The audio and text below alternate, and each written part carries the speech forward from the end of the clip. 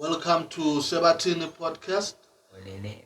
Sebathini lo implomenaye siphethe uShumi Da Poet awukho umuzi esingawungeni alikho ikamera singangeni singena la kuthiwa ngena khona kuphume la kuthiwa kuphunywa khona pure gas lezi ezaselokishini tswe Shumi Da Poet embonge inqono bona amagama ekhiqiza amaqiniso bahite Shumi esabeka emadoda uShumi Da Poet indoda eyazala yabikwa indoda eyazalwa kabili indoda eyazalwa kabusha indoda eyazalwa phela pheqelezi born again sengizolila manje ngikhale ngithele zami inyembezi emahlebeni enu ukuze nesizwe isikhalo sami phela mina nginguShumi Da Poet indoda eyazalwa yabikwa indoda eyazalwa kabili indoda eyazalwa kabusha indoda eyazalwa phela pheqelezi born again sekona ke imivimbo yami izwakala kwesithwebhe sineforce enkomeni maye sengikhalela leli lizwe kodwa lafa silibhekile ilizwe ekudala abadala abakhuza ngamaphimbo ahlukahlukene kodwa singalizwa nathi ilizwe ngithi lafa silibhekile ilizwe kudala abadala abasikhuza ngahlukahlukene amaphimbo nali ilizwe sashona naye ashona simbhekile uSisilizi nxa ukuthi wayethanda into zomhlaba abahlala bamletha ngemoto ehlukahlukile ayitshela uSisilizi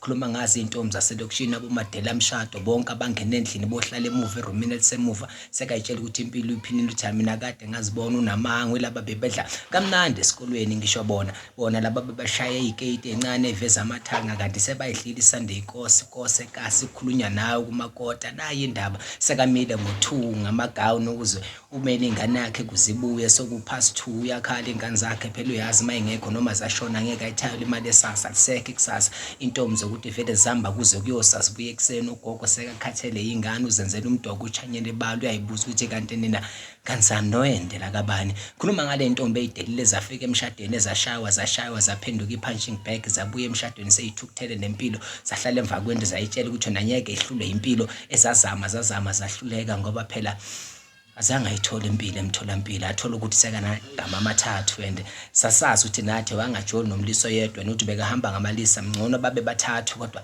impilo senzima namhlanje yiko la sokuvuvutshwa labakho ngomgqibelo sambeke and namhlanje lwesithathu sanibonani awusuka madoda nje awuyasho yayibeka imbongi bafowethu awundoda hey uphelelwa amagama hayi njalo inkondlo le ikhuthazwa yini kwenzakalani hey ngoba ngiyazi uSisilizi inkondlo lena kaShumi singasho ukuthi ibhalwe based on indaba zokuthi na ke community abuya kuyo which is Every Park deep in Midrand and it's how people live surrounding yakhona that's where you found amantombazana agqoka amagawuni ukuzokushaya bothuma and they have kids and they don't have baba around, you know, they have different fathers, so it's the environment esiphila kuyo. We don't like we judge them but we tell their stories ukuthi unabokela baphila so and abanokhamba bogroove abafaka icephe vele babuye ekseni abomoledi babo basele nabantwana babaphekela imidoki impilo esiphila sayazi, so it's not like ukuthi impilo bad or what, so we have different perspective of life and the life inama challenges wayo.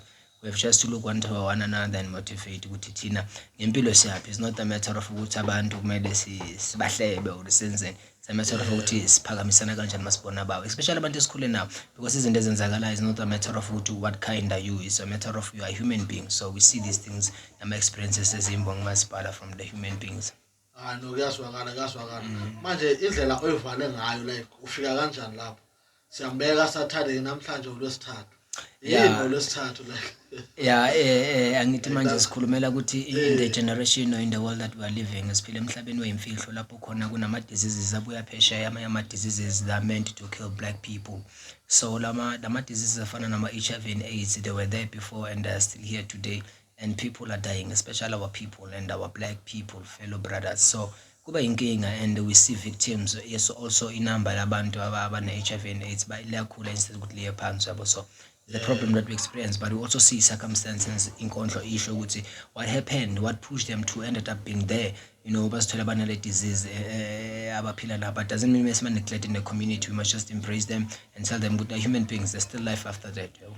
I know kuyaswakala so njengoba baye basho ukuthi ipoetry prophecy iyambula ukufihliwe injalo, it's a prophecy vele. Yeah, njoba mawukhuluma ngolwesithathu like ilanga lesi-3 masibala Monday. Yeah. Lo muntu oshoniswe lento. Yabo amagama amathathu. Puti man. And yobikwa ngomgqibelo another 3 days. So now it's another matter yokuthi onkamisa kuxhumana konkamisa lama metaphors esiwasebenzisile but to tell a story evele yaclika nje yabo kwaba kuxhumana konkamisa but yona nje indlela bezama ukuxoxa nje ukuthi that's how it is thina into enzakalayo lokushini umuntu makangcwatshwa ngolesithathu bavuva utshwala and everything. So ngomgqibelo uyobekwa lo muntu uyophuzwa lo tshwala ngolesihlanu noma ngomlindelo wakhona. So into njenganeze sinazo yabona lokushini. So we live in the ghetto where izinto ezreal siba kanjalo. So we have to tell the stories. Hayi no siyazwakala.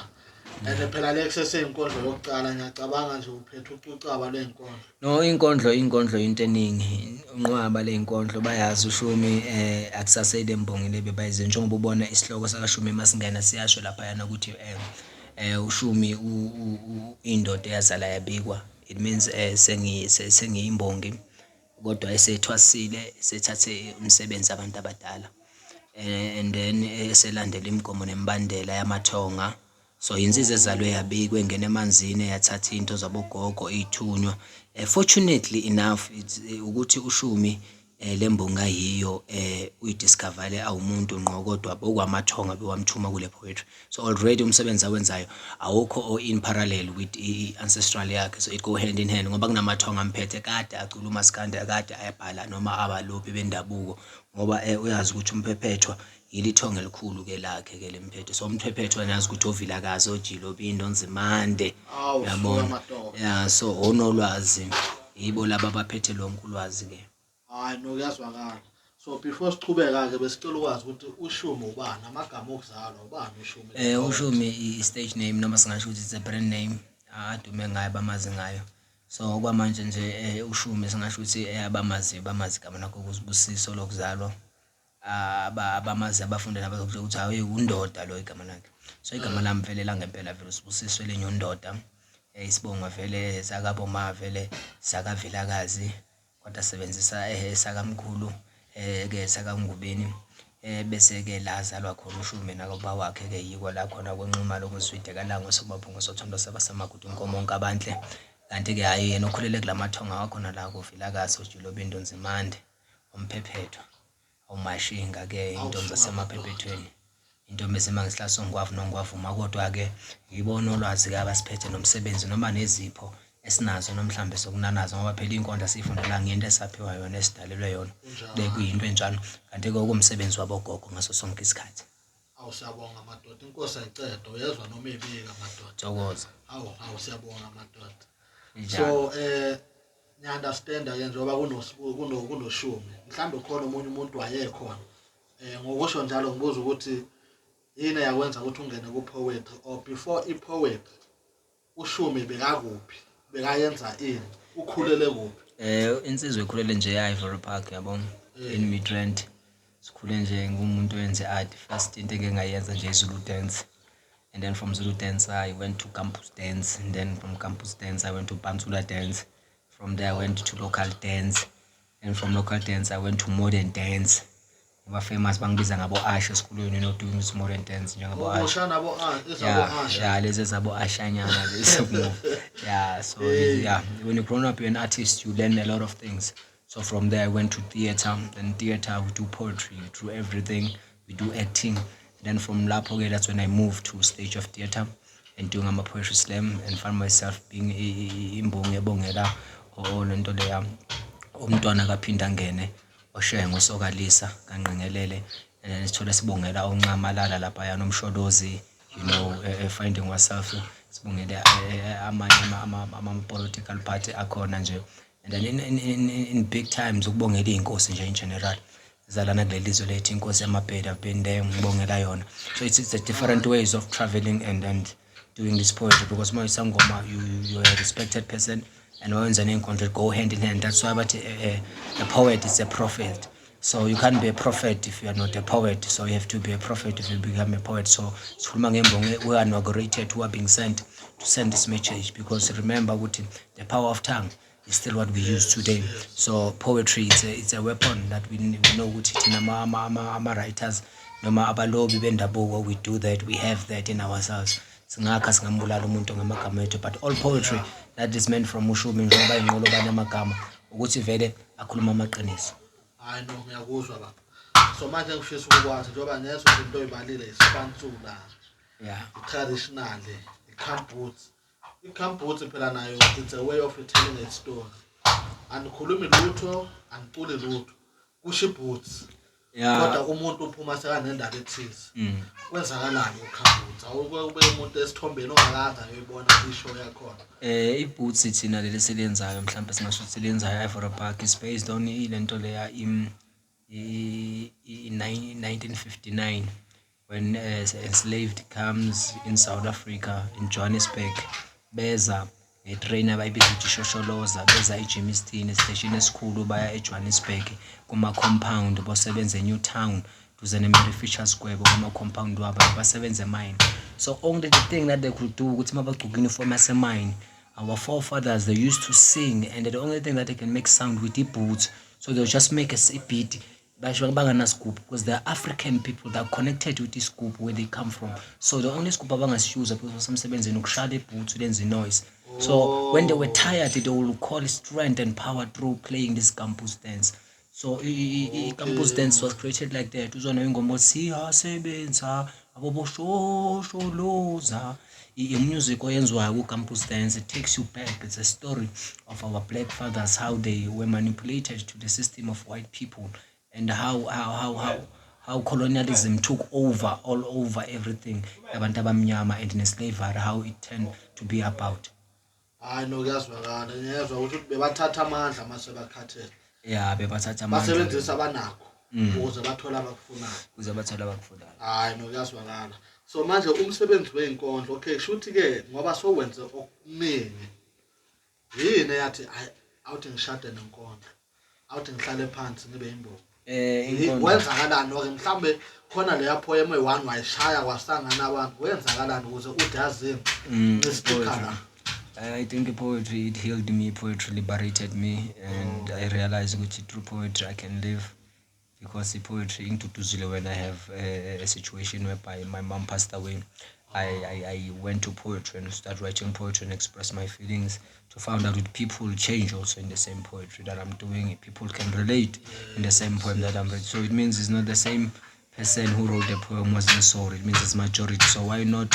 It must go to the public. So umuntu ulaqala phansi ukubonakala ukuthi no, uShumi kumele akale kutholakale inkondlo zakhe umuntu ku perform.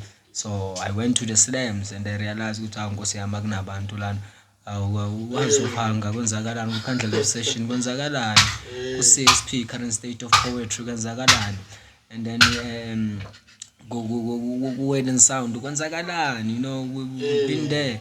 And we see folks, we see a lot of niggas, and we see a lot of poets actually, and poetess in stage who have stage fright about to give.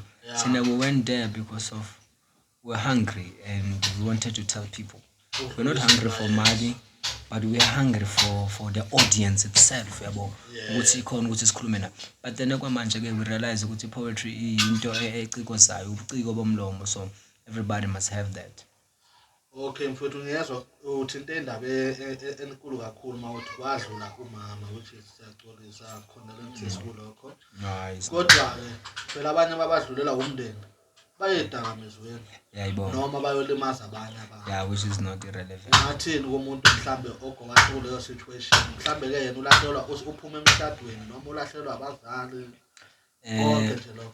Lapho ngeke ngisho ukuthi it's the best thing. It's when it's the beginning of life, and that's when I said I wrote in a poem ngabhala inkondlo ethi azikungani ingane mayikhala ithi mama. It's because of it's the power of a mother. When you lost a mother, you understand why every child makakhala biza uma wakhe. Nobody will systematize, be controlled ukuthi khala biza uma wakhe. No, ukhula wazi nje everybody. So it tells you ukuthi mom is like God, you know. Uyingilozi enkulu unama blessings amaningi, but makakhona noma angekho ngathi kuba more blessings, because it gives you strength and power to go and search yourself, go and find more things. So it's a motivation itself. It's not ukuthi manje it's a curse, but it's a motivation. And to those of mothers also, they should embrace it while they're still alive. We see a lot of guys about disrespect and girls, you know, they roam around, and then when time it reaches which uxoxa nomamakho, she's no longer there. So just make time mama kumasaphila and find peace if there's tension. Find yourself and understand what you do. You're the only God that you have in your life. Understand what has that technology and that God gift to have a child for 9 months, which us men we don't have. So it tells you what he can create life. This person, so he can take life. No more so we know what it's our mothers and inzala abantu. So injalo. Hayi nokuyazwakala. Yeah. Mawuthinta indaba kamama yakhumbula nami ngisakhula. Yeah. Mangishawe uyo mama ngithi angithi uyakhala phela ubuza yena. Yeah. Manje yabona ethi manje umuntu ongishayela wayengibiza yena. Ubiza yena Nkosi. Hayi ngithi baba. Kodwa uyazi abawukhala kanjalo akukhaleki kahle. Iyahamba manje. So umama Yeah. umama uNkulunkulu wakho wasemhlabeni. Injalo. Ya lapho uqinisile ngoba awukhona ukhonza omunye uNkulunkulu ongamazi. Injalo. Umhloniphe wenze konke kodwa lo okulethe emhlabeni awungamhloniphi. awuboni nokuthi uyini. Ulibona izulu. And ukhuluma nangokuthi khona amajita noma abantu nje abangaba appreciate abomama. Yeah. Abazali they go through a lot. They go through a lot. Azabulawa ingane yakhe. Omunye azalane nomzali wakhe. Uthini lapho? Inkinga esihlangabezana nazo ngoba we are living in the world noma esizweni sokuthi abantu sebadisturbed deliberately. Hence I was saying ukuthi campus dance is one of the things that tells a story of how black people were transformed and stole their masculinity, and the masculinity abazali bethu noma baba bethu babathathela yona. We don't have it because abazali bethu masikhula thina besazi ukuthi ubaba umuntu ukuthi makubuya emsebenzini amela ngikhulume naye ngakhuluma naye nje sakhala isibhaqo baba izinto ongadlala nayo, at least umama ungamtshela noma wenza inkinga uyasabe ukutshela ubaba ngoba ubaba ulebhubezi lelo ukuthi awazi ufika lapha emsebenzini afika agcilazeka intwana emsebenzisayo imfaka imvubu ingangawe, and nendlini kunabobhuti abandlula lentwana emsebenzini emshaya ngoba yibhunu umlungu kwamele akhothame kodwa manje bamthathela ukudoda bacabanga bafika endlini sekashaya thina singenzanga next sekashaya umama sesibona ngathi ukukhula ushaya umfazi into right. So all these things they affected us not so basikhula we think into le theoretical counseling actually whereby we'll understand ukuthi abazali bethu nabo what they did. It was not deliberate, it was because of the circumstance. So it's bound to stand and in racial and segregation, when travel and tourism take place and migration, people started to realize more opportunities at Johannesburg and they settled and they have to persevere all these pains. But they knew ukuthi endlini zabo treat abafazi babo nabantwana babo bad. So i-stress besenzeka e-workplace bebasikhiphela ey'nganeni zabo nasebafazini babo. So that's why kuba yinkinga ukuthi at this point of time sisi-experience izinto ezikanje in South Africa. So we're saying labantu laba abalala nabafazi babadlengule benza everything bagqilazekile. We have a situation whereby ukuthi amadoda nanamhlanje eSouth Africa asabulawa deliberately. Mangothi uyabheka ama-drugs, they're all exposed to black people, the majority black people. We have different races in South Africa, but majority who are in the street who are doing nyawupe, we know ukuthi abantu abamnyama, and we even know ukuthi noma uthi umbophisa umuntu othengisa lento enkantolo ayinamthetho ukuthi angakhona ukuthi anikwe a certain isigwebo yabo. So we problem, but then we say we're gonna speak about it because poetry won't be televised, but the truth must reach the people, to say let's soldier on akumelanga siphele umoya, we just fight ukuthi sifike kule destination esifuna ufika kuyo, which is the South Africa that we dream to have, and is the South Africa that we have in our mind. And there are people in South Africa who are living life as a South Africa within South Africa. We have to create our own space. Don't have to say no kumele manje ngakwi-double stores ukuze ngibe no, use what we have. Lo mkhukhu loyo asibone ukuthi senza njani kuwo. Ungadetermine ila usuku ukhona manje akusho ukuthi sowuphelele. No, kungakudiscourage. So niyezwa abayi-expose i-poetry noma abayidlala, which is lento le yalida no umjwakhe Mbuli. Wagcina nje sekade hayi mina indaba yey'nkondlo ngisayingeni ngisebenzele. Why? Ngawubhekile kungayi ngadlalwa. So emisakazweni kunomsakazo engiwaziyo ose-KZN onokuletha ama-poetry leyo 15 minutes. We have platforms esingasho ukuthi kuma-radio stations of South Africa they try to give platform to young people, especially ama-poet imbongo ukuthi zenze kuba nama-competition nama-festival. We have Arts Alive in Joburg, we have other sessions at DUT there, we have Amalento Level Poetry Africa there, have a lot of sessions that take place over Mafikeng, you know, we have Makufe Festival. There are a lot of sessions even in Cape Town. You know, we see a lot of poets, you know, still doing that, especially in the rising up champions who are poets, you know, who want to be former or upcoming laureates for this country. But the Nobomzwake, because we're political poets that were in the struggle, you know, we like to say we learn a lot from them. And we still say you must get a lot of platform now which akwazi push, but at least awakhe ayakhona ukuthi atholakala kuma platform njengabo radio and other poets, you know, they should approach our local radio stations whereby they will get their amalento le ama CD wabo ama promo CD ukuthi adlalwe, and then they must make sure that they meet requirements, obviously. So now in that nutshell, they don't be a problem. So artists, they must just stand up and find a formal structure, office structure se marketing sabo. Ama-artist you must send people who are formal there ngoba we artists and we must respect your work.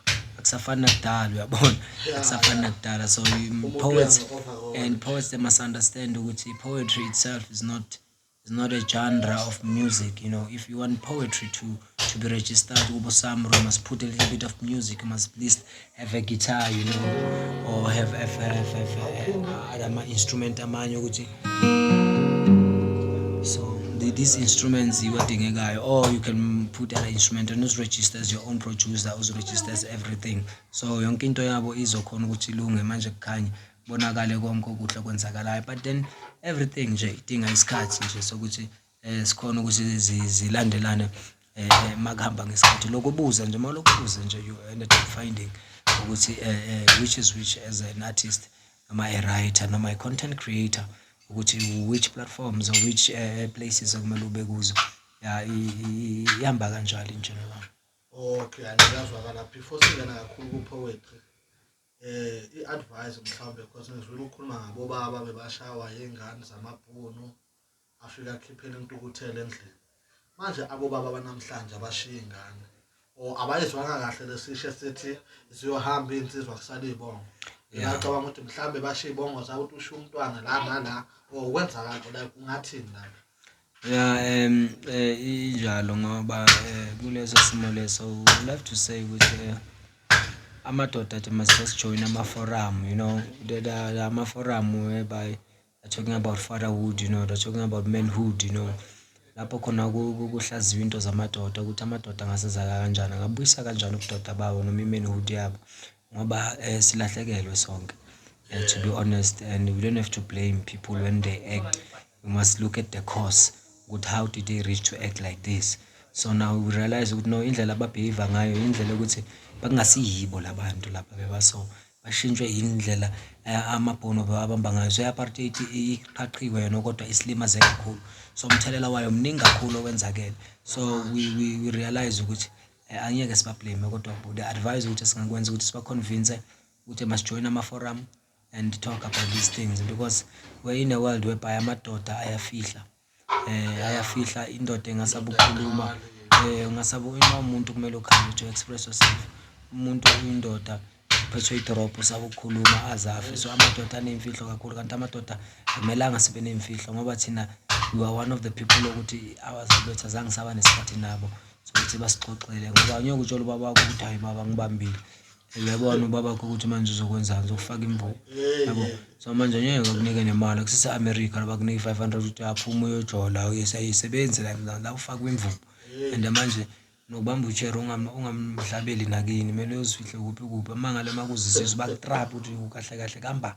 So thina labantu abamnyama singabanye abantu, so umzali wethu akafani nokuthi abe njengomama ukuthi intombazana mayiqala esikhathini umama ithatha ahlale naphansi amntana amasoso ungadlali nabafana uzoba sona so uzenza sona so uphatha sona so and then uyabona thina amadoda masesiqala nje siba yinsizwa sicabangela intombi vele yabo vele umangane nje uyabona, so kuba kanjani yabo. But elokishini kunalesitala lesokuthi ubu-out bami noma ubunsizwa bami ngidetermine ngokuthi ngilale namantombazana ayingane. Uyayibona manje, so manje leyo mpilo leyo iyagqilaza ngoba most of the time siphila kulezo mhlaba lo ukuthi vele impilo ibanjalo lapho khona ontanga bethu vele sebabamba ingane manje ngamakota uphiliwe isinye isimo sokuthi manje cold drink inyana nje kunyiwe, but it's the way sikhule ngakhona and imfundiso wrong.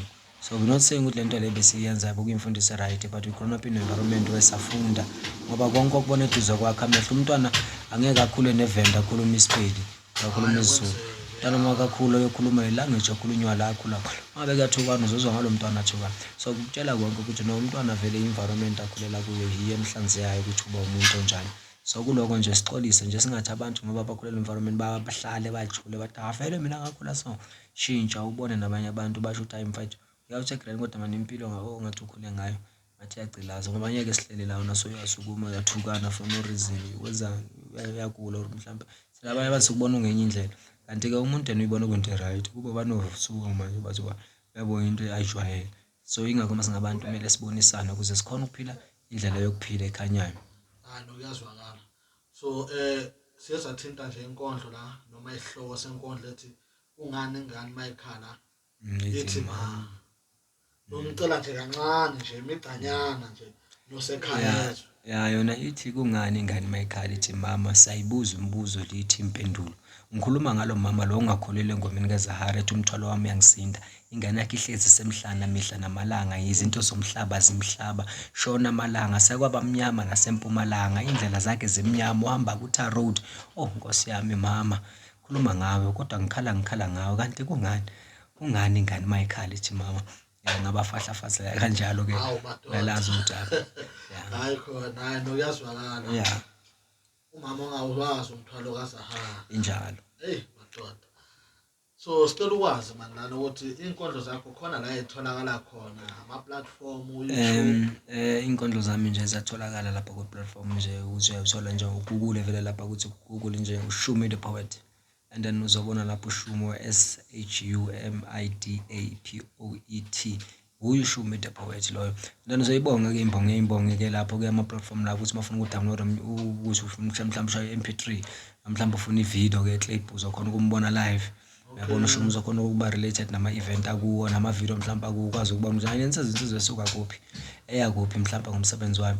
Kodwa uShumi nje usasele imbonge engashintshi imbonge ezizwe imbonge nje ebongela wonke umuntu.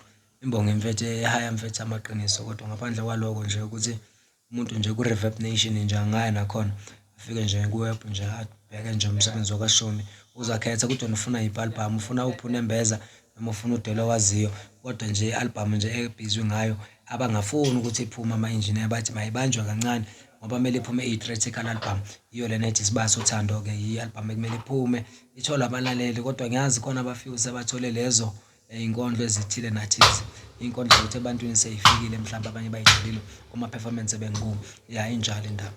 Okay so lelo liphuma i-album mhlambe efanele liphuma Isibiya Sothando.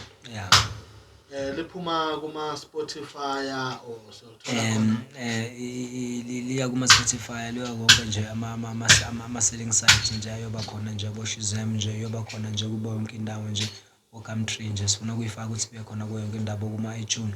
So the reason being iba kanjalo ukuthi nje angeke ikhona ukuvela uphuma ibe kanjalo iziphuma inkondlo ama single into eyenzeka nje ukuthi kuyophuma i-album yonke because yobe ishoot nje in a live event whereby yobe set kube i-theatrical play setiwe abantu bazoza ngamathikithi bayo lento leya bayoyibukela mabayibukela ke ibukula bazokhona ukubona khona ke ukuthi enake phela ke uShumi bekakhuluma ngani. So ke into esikhuluma ngayo kahle lapho ke sikhuluma ngomsebenzi ozoba ke Isibiya Sothando.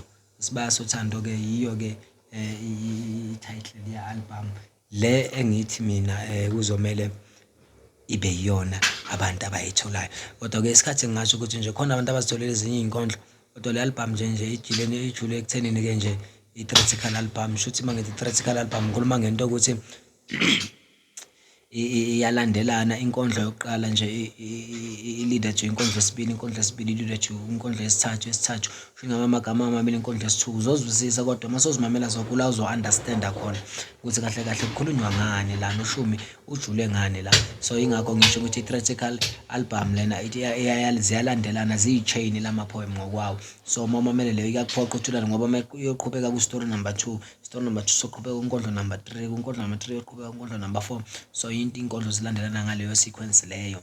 So nje into nje kanjalo nje ekhona kule album leya kaShumi and then album nje njengoba uyizwa ithi Isibiya Sothando.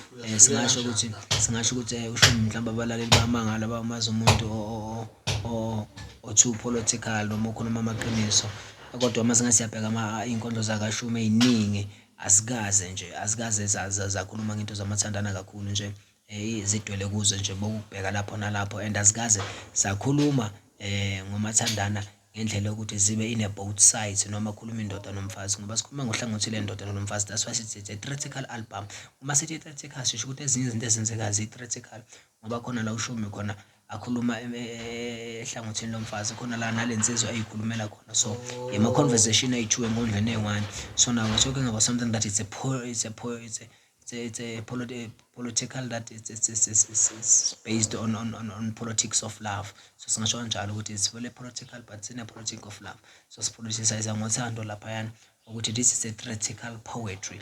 Masithi theatrical sisho ukuthi kunama-characters. So kunama-character whereby uShumi atshintsha aba umfazi, atshintsha abandoda. We're not saying masikhuluma ukuthi kuzoba nendoda nomfazi, we literally say utshintsha uShumi kube neyintombazane efeature. Cha, ngoba in a sense ukuthi i-perspective yomfazi ikhona in this poem, ne-perspective yendoda, so that we come to value these things, because inkondlo ey'ningi ey'bhalwa yimbongi, they talk about iside lendoda nomfazi ubhala about abafazi. So we don't understand ukuthi kahle kahle iqiniso likuphi la, ngoba omunye uvikela iso lakhe. So in this instance we're talking about these two lento le genders in one poem, whereby they'll recite this poem, bakwazi ukukhuluma ukuthi kahle kahle wakhala enyonini. Hayi no kuyazwakala. Sicela nje okusobala ukuthi nje mawungathola inkondlo ekunumber 5, uzolahleka, ngoba mele soyiqala lesiyehle nayo, uyehle nayo, ngoba ke yona iyakhona ukusizwa istory, kodwa nje inkondlo iba mnandi mawuyodwa mawumamela. Ayikho ngale ndlela ukuthi ingacaka, kodwa nje iyasho ukuthi le story ngathi sisuka somewhere, kuyashoda ngazuthi ngamamelenye. Usho yona ngokwayo nje inalento le ethi ngasuthi yabo ungasondela nje uthola uluju elinye nje yaconsa amathe nje. So into nje kanjalo nje ethi mayivela kumarket ke abantu bazoyithola ngaleyo ndlela. We've been talking about le project ukuthi abantu mele bayithole, just that ama-engineer na the way idura ngakhona le production abayifuni ukuthi ithathwe so simple, ngoba yonke into remember ukuthi izo-rehearswe theatre, kuyoba nama-lighting. So yonke into izothatha isikhathi before your podcast. So namathikithi ayoba sekhompithikithi Pick n Pay yonke indawo, noma amanye ayobatholakala kuShumi ukuthi abantu bakhone ukuthi bakhona ukuba khona bazo-witness ama-recordwa i-CD la kaShumi at the same time i-show, because yoba i-show same time kuba i-one man show e-theatre, at the same time kurekhodwa i-album yakaShumi e-theatre. So it means you will be witnessing i-recording yakaShumi, and uma irekhodwa yoba live, iyodlala i-live le CD, noma ulidownloada kuma-Spotify, ulidownloada everywhere kuma lento le kuma-app stores, and that's when you realize ukuthi the way bawudlala belizwa ngakhona e-theatre, but yoba different ngoba kube nama-mic axhunywe kuShumi lapho khona uyongizwa clear. So into enjengalezo, kodwa abantu babona wonke lama-character esitha-theatrical mayobe idlala i-theatre. Hayi no, nathi ndoda kusazithi mase kusondele lezo zinto, sikhona ukufaka nje amathikithi 2-3. So hayi no kuyazwakala, but angazi noma kuvumelekile yini ukuthi ungakhuluma nge-title yenkondlo yokuqala, ephakathi nesekugcineni. Yona singasho ukuthi nje inkondlo yokuqala laphayana, njengoba sisho ukuthi inkondlo Isibiya Sothando nje, inkondlo yokuqala yiyo ethi angikholwa likhona uthando, bese ilandelwa ke inkondlo lapho yona ethi Isibiya Sothando, bese lapho ke bese ke lena enzansi ke ejulile kakhulu, ithi ke nalapho ubuya mntwana womuntu uzongitshela ukuthi usangithanda, ngoba abantu bayitshela ukuthi mangabe bathi Isibiya Sothando, bayitshela ukuthi bekhuluma ngokuthi Isibiya kugcwele uthando. Cha lutho, khuluma ngokuthi Isibiya sasekhaya kwaphuma iy'nkomo zihamba ngenxa yothando, kodwa lo thando alisatholakali. Kodwa mase umamela iy'nkondlo ezikule nkondlo ukuthi Isibiya Sothando kwenzakalani le Sibiya ngalo thando, kula uzojula khona, ngoba uyayizwa lapha enye inkondlo yokugcina yasho lapho ukuthi buya mntwana womuntu uzongitshela ukuthi usangithanda. So inkondlo ke ejule kakhulu lapho. Kanti ke ngale ke enzansi kwayo ke le kunenkondlo ke lana kethi umoya wami ukhathazekile, kanti nayo ke kunenye ke lapha yena esho ukuthi mehlo wami ungibonisani, ngoba izinto futhi azibonayo ethandweni, into ezenzakalayo lapho kuleso sihloko nje sitholakalayo nje ukuthi hayi zona zibondiwe nje nabona. Kodwa ke yizi inkondlo ezikhona lapha, ezinye nje ngisazozibiza, kodwa nje yizo lezi engiyibalile, ngingazi ukuthi ke nami mangithi ngiyazizwa nje ngihleke ngedwa ngithi inkosi yami lento le ibhalwe yimi. Hayi no, okusho ukuthi la kahle kahle abantu abashadile abasafisa ukushada, abasingeli, bavumelekile. Ya yona injalo nje ngoba le nkondlo lena I-target market. noma i-target market ya wonke umuntu ngoba iyayala kahle kahle le album. It talks about ukuthi ubu-wrong nobu-right esebenzele kuma-relationship ngoba le inkondlo lezi zindlela ukuthi ziyakhuluma. Ingakho ngisho ngithi ena-ke uma ungazi ukuthi uyalandelela kula uzozwa khona ukuthi no okwangempela okuyiko okufunekayo la ukuthi uthole yonke album ngoba khona la khona ikuvezela labantu ukuthi le couple isuka emakhaya eJozi kwenzakalani. Inkondlo ziloko ziyashintsha eGoli sekwenzakalani kuyaxatshwana kodwa mayisuka emakhaya nale nkondlo iyasho ukuthi kusuka kwakunjani la basuka khona. So inkondlo ukuthi ikhuluma ngabantu abasuka emakhaya baze eGoli, bafike eGoli baphile lempilo, bahlangana nabangani, bagolwe eGoli, baphila impilo yaseGoli. Uyabona mayiqeda impilo nje basho lokho bashaya yazi abantu ukuthi mabaphila bahlukane baphinde bahlangane. So izinto enje kanjalo ke into esiyikhulumayo lapho ukuthi izinto ezijulile ezikhona. Hayi no. Nathi siyafisa manje uba khona kulomcimbi lo angeke. Hawu like inhliziyo yami seyilapha mangicabanga nje ukuthi lezansi buya mntwana umuntu ozongitshela.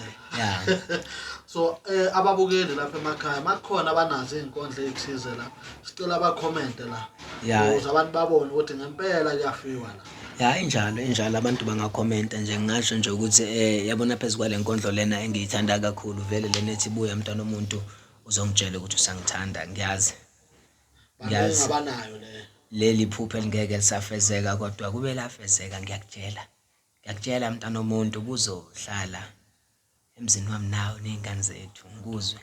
Nguzwe masocala thukana uyikhuza ushawuta. Ngempela indoda engakwenza ngaphandle komfazi kude ngoba thina amadoda sinokuduka emabhanqeni wezindlela mntwana umuntu mana ngikulume indlebe ngoba ebusuka ngilali ngiphendukana ngiphuphana negama lakho mntana umuntu. Ngabe usungishayela amanzi amnyama ngoba nasi ngafunga ngagomela ifeeling wangishiya naye iyafana nqamashini naloyo kushokwa intambo egedlela azi ngiyafisa ukubuyela emuva kodwa ukhuluma iqiniso mntana umuntu. Ngiyasaba nje bengifuna ukusho nje ukuthi qaphela mntana umuntu buya uzongitshela ukuthi usangithanda. Ngiyazi leli phupho elingeke lisafezeka kodwa kube lafezeka. Ngiyakutshela mntana umuntu buzohlala emzini wami nawe nezingane zethu. Nguzwe masocala ubhimbi ushawuta ngene endlini buhle bungiphilelayo ndoni yamanzi abantwana abantu azweni nemlingo mawukhala kuba ngathi uyamamatheka uvela ungijame ukugcina unkosi yami nathi amadoda yazi ukhuluma ngale exam epakile ngivele ngaphunyukela mntwana umuntu.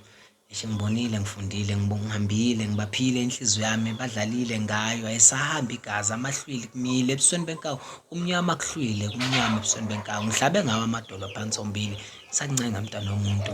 Anginawo amanzi kade ngade ngihambe edesert isomiso ngifile ngomile mntwana womuntu. Ngithi buya mntwana umuntu uzongitshela ukuthi usangithanda. So izinkondlo njengalezo nje ama-highlight ukuthi abantu bazi ukuthi umsebenzi unjalo uyajula. So uShumi ujule kakhulu in this time. So akusasolo nje abantu abamazi inkondlo zakhe so in this time we talk about relationships. So it's very deep and in a way abantu eSouth Africa we have to ukuthi sithandaneni bafethu.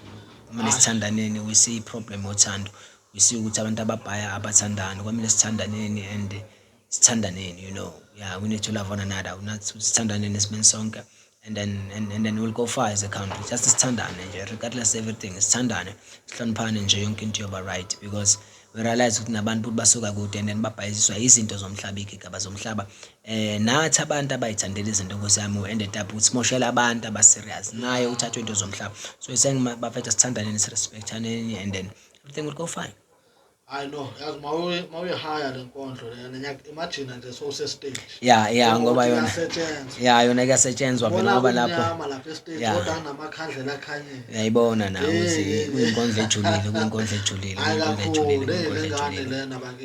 So yisi story leso. So abantu abaningi vele you must know ukuthi vele when you say strategical you have to take everything to plug it on yourself so that babone ukuthi umsebenzi wakho nento ebhalile into yakho. Even if kuyistori somunye umuntu it must be my story.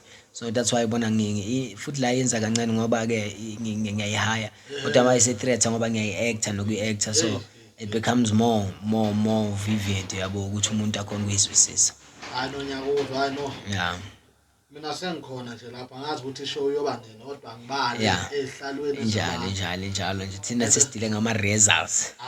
Akusetshenzwe sicela nje before izoba khona leyo show uphinde usibize futhi sizokwazi ukutshela abantu ukuthi ngelanga liso ivenue kuphi kanjani ngoba hayi cha akuseyo ukuthi umuntu angayimisa dala ngisho ikhehle lindala lingeza lizofakaza lethi mntanami ngadlula lapho ngiyakwazi konke lokho okhuluma ngakho injalo umuntu omusha othi cha madoda kona kunjalo vele kodwa nje sibonge nje ithuba sibonge umsebenzi nje yabona vele sazi ukuthi ayinde kusebathini podcast nje yonke ithuba abasiphile but then we say nje asiphusheni asiphusheni konke kuye phambili konke kulandelana ngomuqa konke nje kube aligned. So thina nje we say we wanna push because imarket esikuyo yokukhuza wonke umuntu umncane umdala because now if you check uShumi kunenkondlo la khona ke khuluma ngokuthi umoya wami ukhathaze uthi angikhulume evumani bo mawuthi abheka uShumi isangoma enkondlo yakhe ikhuluma ngezangoma because sisazi ukuthi siphila emhlabeni wemfihlo nomhlaba wamanga wabhekona abanye abantu sebathatha nezinkolo ezidifferent bayihlanganisa nezinkolo zethu abanye banofaka amabhayi bazenza izangoma bangazange baba izangoma ezinishiyithiwe. So now sinezinto eziningi emhlabeni ezenzakalayo, so that's why you found us aboShumi. We recite poetry, we do this for a living, and we tell people nothing but the truth because into ebalekile abafethu ukuthi iqiniso noma libhlungu noma limnandi noma linganambitheki kuzomela nje silikhuluma, and that's nothing but the truth. We don't want to mislead people, abantu nje abatshela iqiniso singabi nokuthi sithanda izinto.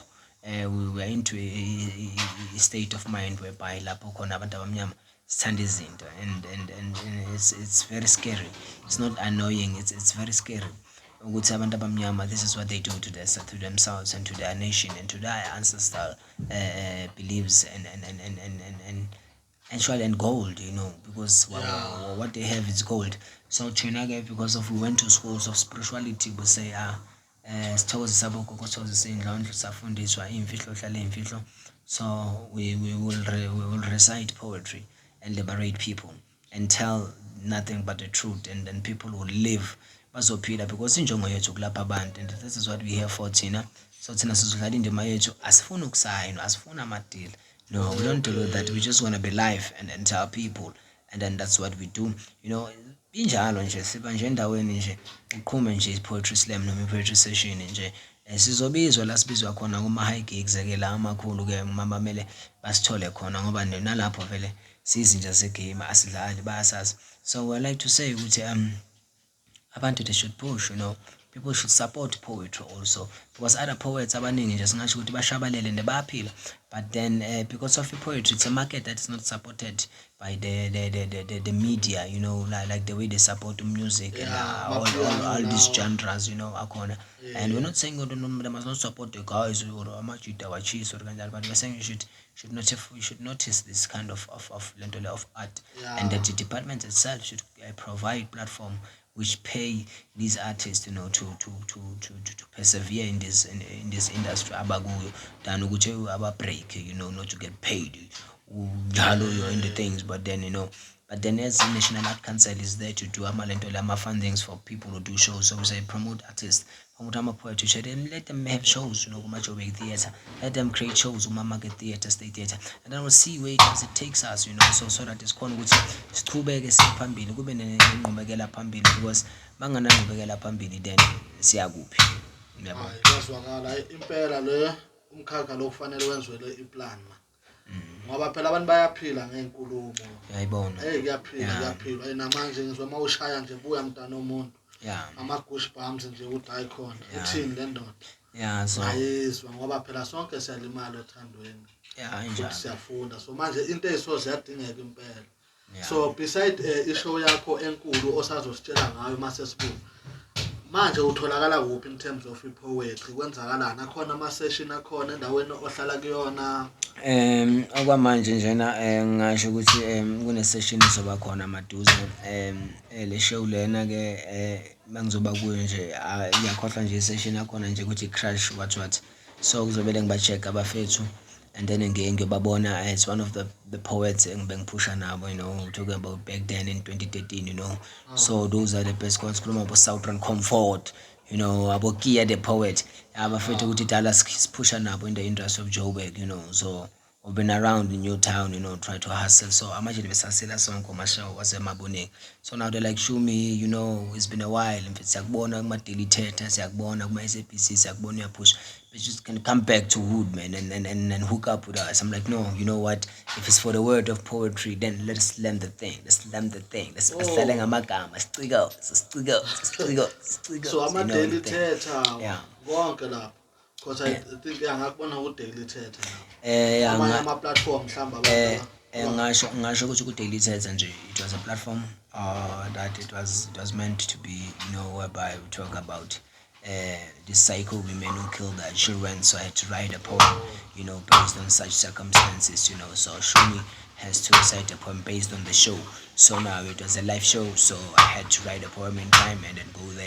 And besides, so I cannot say bokumsebenzi waka Shumi, but Shumi bokumsebenzi wake because ubhala inkondlo ngomqondo wakhe, then abadedela ashaya into ulayini nje ngakhala zonke insizwa namabhungu namajongosi. So it was a very nice experience with daily theater. It was fun, you know. It was very nice. It was fun time, and thanks to the team yakon, you know, it was very powerful. You know, they treated me very well. You know, everything, it was very super. You know, I love Joburg, you know, because ikezo yami, ikambi yami, Joburg city yazayi. Yeah, manje uyazi manje me trend vele nje sithatha nje local text sifike lapha yana nje senze into yakona. So daily theater nje, it was a night platform, but it was a pity ukuthi nje bengivala show. It was the last show, you know, so that was closing for the show. So yeah, it was nice. The last for the best. Yeah, no, yona vele yona ngasho ukuthi mayivula ishow bayivula ngami. The thing, it was just ukuthi daily theater la show yabo that time bongishow yokugcina on my shoot yabo. So kumele bayoqala kabusha next year for shoot, so bawavala ngami actually. So it was nice to say the same show closing the show for December time. So yeah, man, yeah. That's how it is, man, you know. So people just have to understand which we are human beings, you know, and you don't have to be criticized by the background where you come from. I come from Ivory Park in Midrand, bro. The northern part of Johannesburg, bro, where things are at the end. After this township, you're in Pretoria. So we're very far from things. We're not like we're close to Soweto, but we go to Soweto and see our folks and see other artists and work it out, man, and try hard. Go to bedroom studio, record this thing overnight, a slide. It's not like a slide per mama tracks. No, we don't do that shit. So there's low dot it in. Sibele singenela abafethu sibhemele mfethu ugwayi wethu sishayela inkanuko leyo bashaya inkanuko abangabhema babheme sijula kumsebenzi mfethu abaphuzayo. They are not allowed masitwenza lento enje mfethu because we are spiritually aligned la. So now senze izinto ejulile, izinto eziserious, sesikhipha into eserious ebantwini, asifuna ukhipha into edakiwe. So now into esishoyo ukuthi no, injalo, you don't have to be discouraged by where you come from, you know, background yakho ungadanga ngoba mina manje kanjani, ngoba mina kunama camera nayi podcast bashayile manje yabo. Sebathini yaphusha kule podcast. So we're saying let's do the best, let's try everything that we have ukuthi sazi ukuthi siyaphusha mfethu. Thina we're here to support one another. Yeah, simele siphakamisayo ngoba injalo mosekhaya babheke mina and manje mina mangaphakami kuzenzakalani injalo lento le. Yeah, man. I know asasho Sebathini podcast ungasubscribe lapho, ungasithola na ku YouTube, upress nalapha ku notification ukuze wazi mangena imisebenzi emisha. Yebo ke. So manje makhona umuntu ofuna ukubhuka kanjani? Yeah, no, umuntu ofuna ukungibhuka nje ngasho ukuthi nje uShumi nje njengoba ngisho ukuthi umuntu one team, umuntu orana i-team. That's why ngithi une team behind uShumi. So kunomuntu omanage umsebenzi wakaShumi. Uyu umuntu ongazi ukumthola ke uNoel Mdingi. So Mr Mdingi mangagugula nje ukugula uzothola ukuthi uShumi umanager ubani, uShumi urate malini, uShumi umthola kanjani. But ngasho nje uma ufuna ukukhuluma noShumi nje direct nje ungasho nje ukuthi hayi naye lapho email yakaShumi is Shumi Da Poet 8 as a number @gmail.com. Ukwazi ukhona ukuthi ungi-emailele uShumi ukwazi ukukhuluma naye ngikhona ukukutexta si-understandane before uthola amanamba kaShumi ngoba ngithanda umuntu zekafoni ukuthi hey ya ngizuyabakholwa ukuthi ngingamanamba kaShumi cha. Asidini ngale kodwa ke siyayithanda nayo leyo mpahla leyo, kodwa nje amanamba wami nje wathola mase sikhona communicate kahle ku email and sizokhona ukukhuluma nokuthi what is which, because everything esenza ama quotations na yonke into nje sitholakala for free, but kuma email you must talk with me through emails. Wazi noma bookings wamamba kanjani, ama sessions engiwahambayo angeke ngikhona ukutshela ku email. You must just go to my page and look at my page, you'll see ukuthi uShumi this week uyakuphi, uShumi wenzakalani ngayo. Mhlamba nje page ehlala le active kakhulu nje uyu Instagram, uTwitter no Facebook. So kakhulu nje ngithola ku Facebook noma inbox uthi hey Shumi bafo hamba kanjani mfethu, yimi umuntu okanje mfethu umsebenzi nje Sanje ulayini uyayibona leyo nto le nje uShumi uyatholakala is SHUMADAPOET Shumi Da Poet bese nje uthi 8 as a number @gmail.com. Uyayibona i-email yami le ngitholakala kuyo for ama-bookings nje ungathumela lapho kodwa nje ungamangala mawuthi uyafona kwenye inamba engakunika noma ngalo sokhuluma imanager ungaxakeki ungathuki umuntu obamba umsebenzi wakashumi akusi-scam kuthiwa nje ngifuna uShumi kwabamba enye awuthinyane njengaJompedi vele uye umuntu ophethe lapho uNoweli umfoka Mdingi nje ngibonge kakhulu nje kumsebenzi. Kubaluleke ngani ukuba nemanager?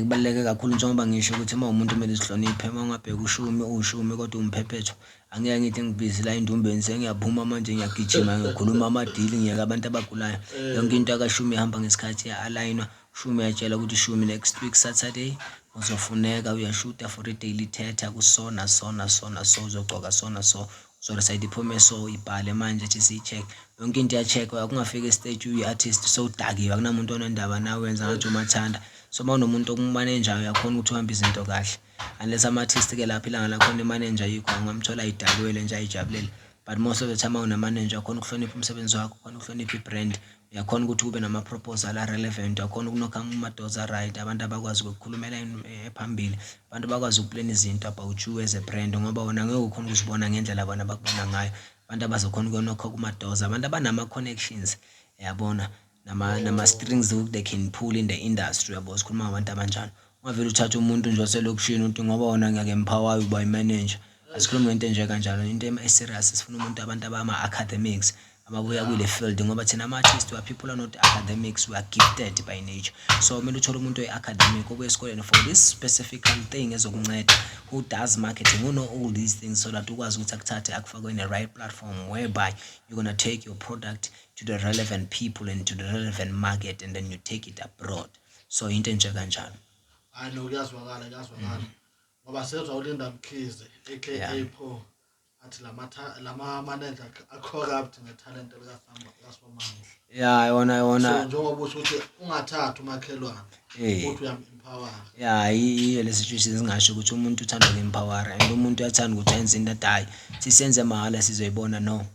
uShumi nje umuntu ophusha inkampani yakhe independent so inkampani yakhe iqashe labantu uqashe imanager bonke labantu basebenzela uShumi so there's no means ukuthi umuntu uyabhadala ukuthi uyimanager noma kangayenza umsebenzi wakho phela kune right ukumqosha so ingakho kuthiwa ke uyakhokhwa nayazi ukuthi into ayenzayo kumele khona ukuthi ihlale esimeni makangasebenza kaholo uzohola kanjani angayenza ama-gig so what's the use ukuthi sibe naye ke umanager ngcono ahambe ngoba uShumi angabiza abantu ayedwa ngoba uyi-brand ngokwakhe so we're not saying uShumi ngoba uyi-brand bathatha advantage kumele kube nomuntu ohloniphekayo ngoba uShumi uma umbona kumele wazi sowukhokhile ukuthi uShumi umbone makavela phela uShumi akusiyo into okudlala into eserious ngeke ngizoshiya indaba yami endumbeni abantu bayagula ngihambe ngize kuwo zokhamisa nje mahhala ayisebenzi kanjalo kodwa isebenza ngendlela ukuthi yes I do empower people I do go to ama-sessions I'm not saying ukuthi I always get paid but I do say I go ama-sessions waselokishini I empower ama-slams I empower everywhere why it is necessity but because of i-standard ne-poetry level engikuyo akwami ama-session angiqualify ngoba kuba ngathi ngizocindezela abafana abasakhula ku-poetry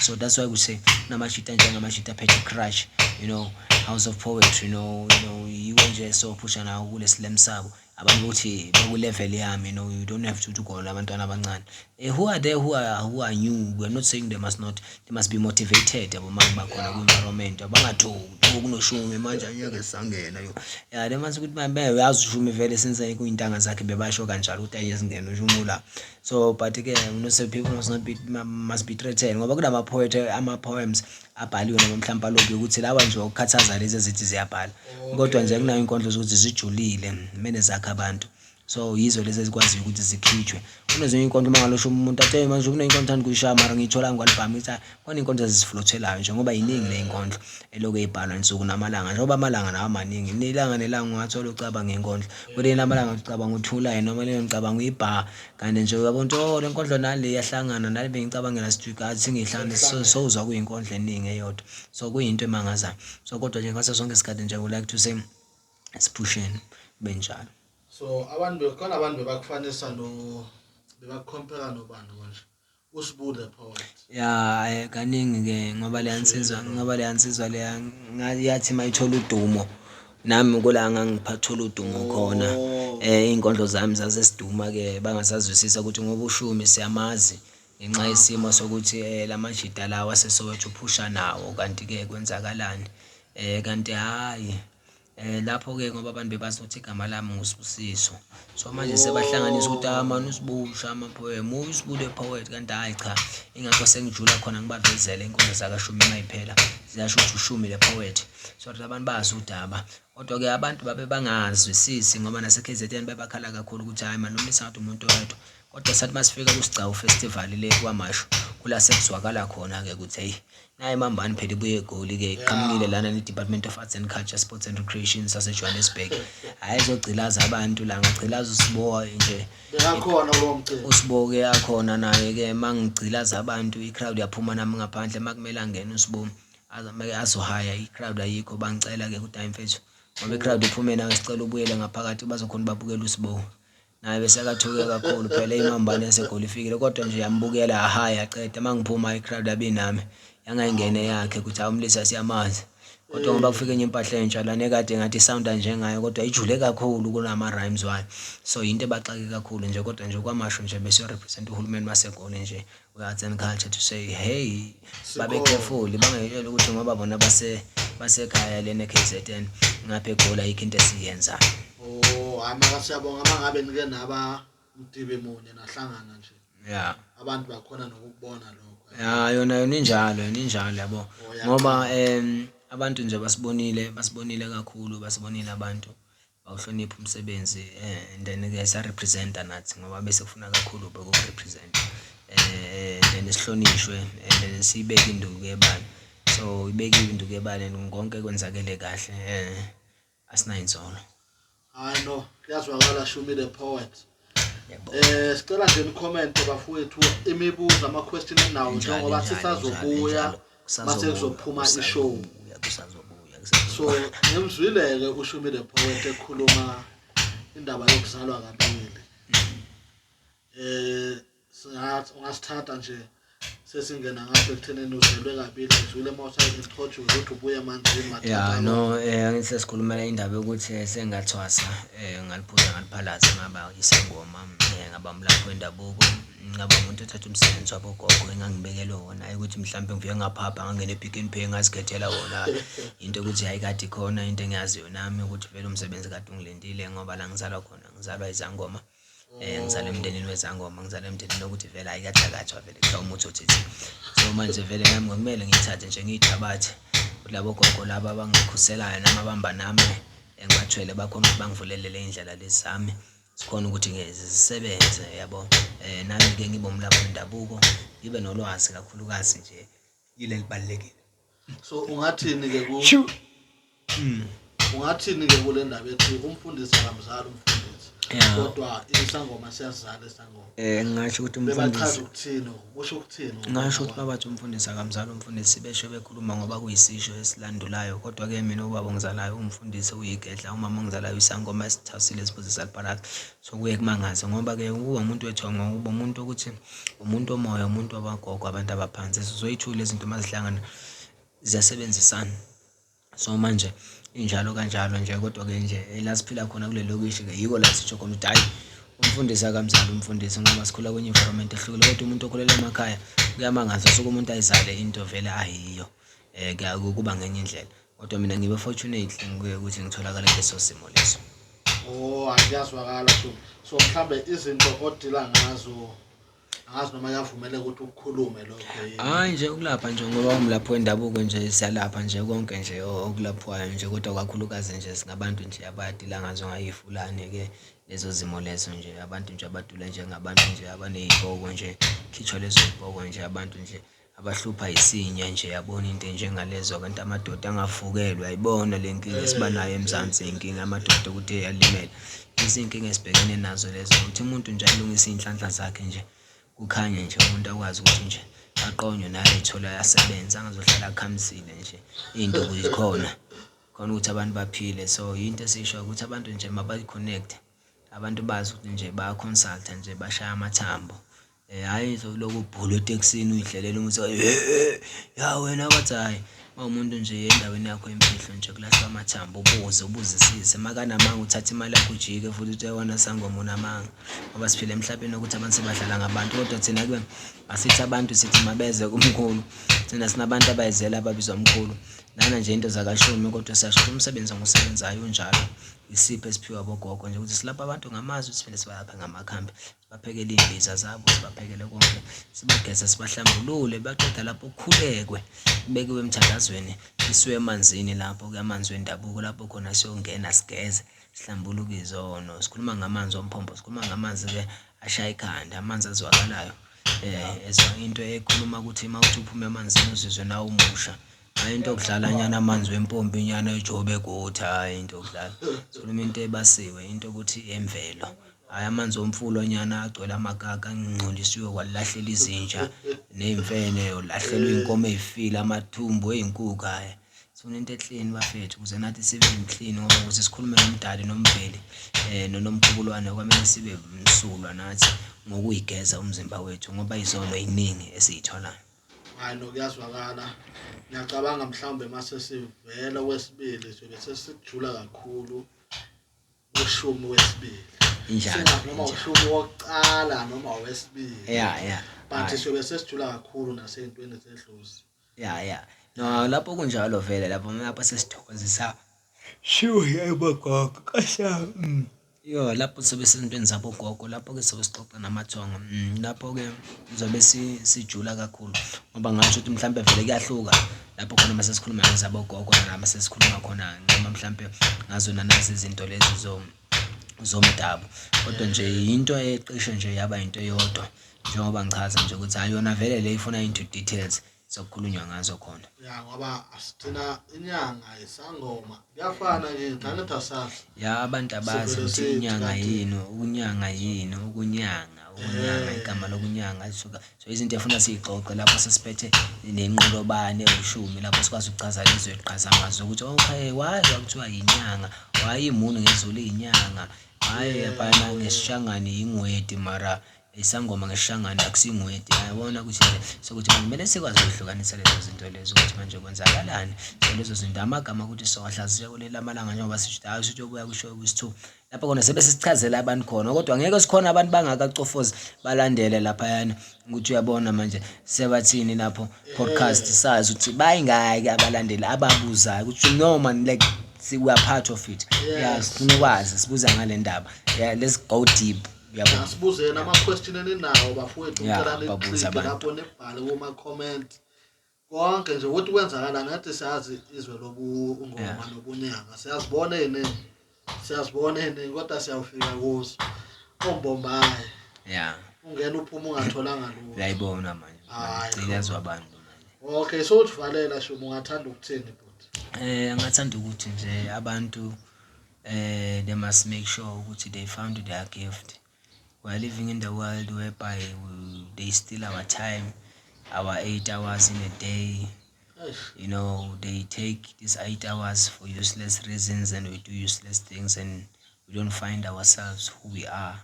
See, end up sisithola sesibadala singana information. Kumele sicorrect sibancane sesibadala sifuna ama-answers and other people to answer they are not there anymore because of thina besibhizi sifundana ney'kolo ziyaphansi phezulu. So sometimes there are things that esidinga thina ukuthi sizame ukuthi siyishintshe ngokwethu whereby we'll learn from all corners of life, you know. Sazi ukuthi impilo ayina university, impilo idinga ukuthi wena uzithobe ngokwakho ukuthi you know I wanna learn because kubuhlungu ukuthi masomdala ube ngomama wakho noma ubaba wakho ukuthi impilo inzima bafana bami nina nazi yazi ukuthi esikoleni mina nganginjengani. So they must just know ukuthi impilo into nje and kube i-routine, you know. So we must make sure ukuthi we groom these young people yabo because mangathi ubheka intwana ezilingana nathi uthi zona uthenga into okwayo naye sekathi escape umangale ukuthi wena kuleyo age group leyo yakho bongaziyenzi lezo zinto ezenziwa labafana.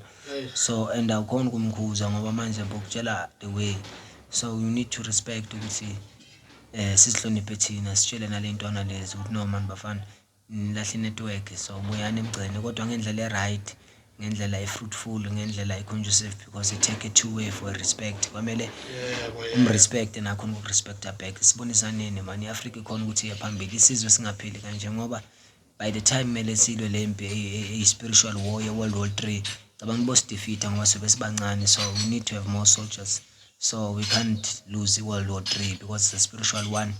We've seen it, a lot of things happened.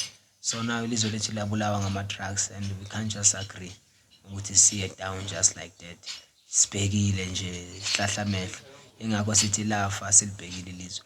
We can't agree ukuthi life ilizwe sibhekile, siyambona wrong no right, asidingi ukuthi manje size sekuphi, yayibona. So nabo abantu bamasonto abangagcilaza boNyawupe, asibona isonto nabo li-empower boNyawupe, libathatha lithi labasiza. Sike sibona abantu barise, singabona ama-political party enza lezi zinto emphakathini wethu, ngoba lo muntu isonto mali ngamncedi kusasotshontsha le tulo zosento.